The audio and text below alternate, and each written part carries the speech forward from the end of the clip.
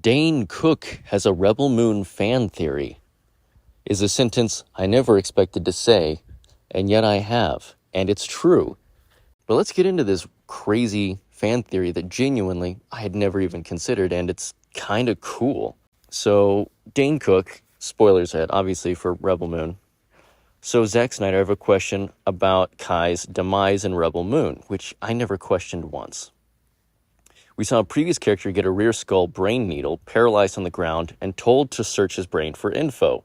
Assuming this process can be reversed, if so, was Kai 100% unalived, or is there a chance he was badly hurt or comatose? Might he be getting repaired somewhere off-world like Noble was fixed up in a jiffy and returned to fighting shape?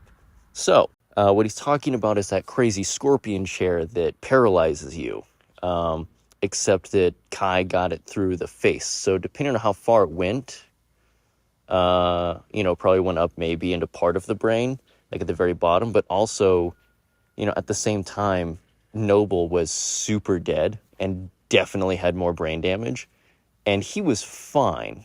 Also, it's worth noting that Noble had cybernetic augmentations, including some type of crazy, like, Ethernet port in his brain so he could, Dreamworld Skype with Regent Belisarius. So we don't know if Kai had any augmentations, but as a crazy smuggler dude, I could totally see him trying to hedge his bets of survival by protecting his brain with some type of cybernetic casing, knowing that you can be repaired, because his whole character arc is survive, just at any cost, betray everyone, just survive, never be on the wrong side of history. So if there was someone who could survive, it would be him.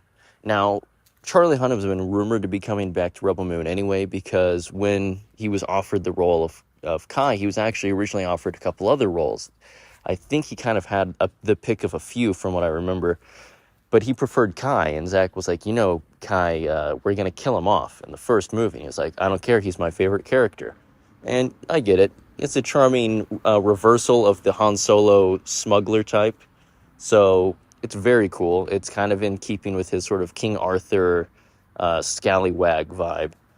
He was already rumored to come back, though, because Kai has a twin brother, which is some world building that Charlie Hunnam created himself. He said that he has a brother who's twice as handsome, which I assume he thinks it's just going to be him, which I think is very funny. He kind of made his own OC, and now Zach kind of just has to make it canon, because in every interview, he was like, I have a brother in this, right? I told Zach I have a brother, so I have a brother now.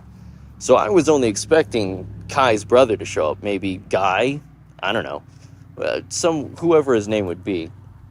But there's a very good chance that Kai himself could return. And this is something that I've seen discussed online is, do you think that the Imperium could reconstruct Darien Bloodaxe's body and turn him into sort of a cyborg weapon, or even like a biomutated weapon against the rebellion? Because imagine you're being hunted by this monstrous version of your friend. That would be horrible.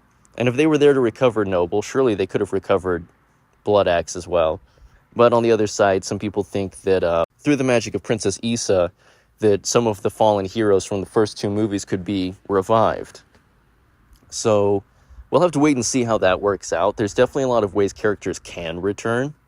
Obviously, there's also the advent of flashbacks and prequel stories, like the Blood Axes have an entire prequel comic line. And Belisarius might be getting a prequel as well. So we could see tons of characters showing up earlier, but I never considered that Kai isn't dead, and that whatever state his body was in, they could bring him back, as sort of like I think it'd be cool to see them slowly armor him up, and kind of, he starts off as a Han Solo, but ends up a Boba Fett, which, I guess technically he was as charming as Han Solo, but he really was more like Boba, of I work for a price, and that price is all that matters. Which is such an interesting hybridization of all these different character tropes from Wild West and samurai stories. It's super cool. So yeah, let me know what you think down below. What do you think of Dane Cook's fan theory that Kai is alive and could come back? How would you bring him back if you were tasked with writing it? Or would you simply say, we got Charlie Hunnam at home, and it's his brother, it's Kai's brother?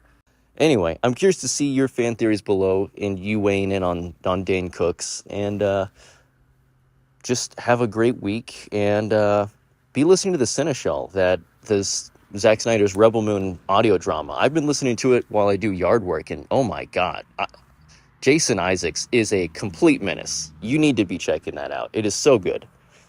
Yeah, I'll see you in the next one.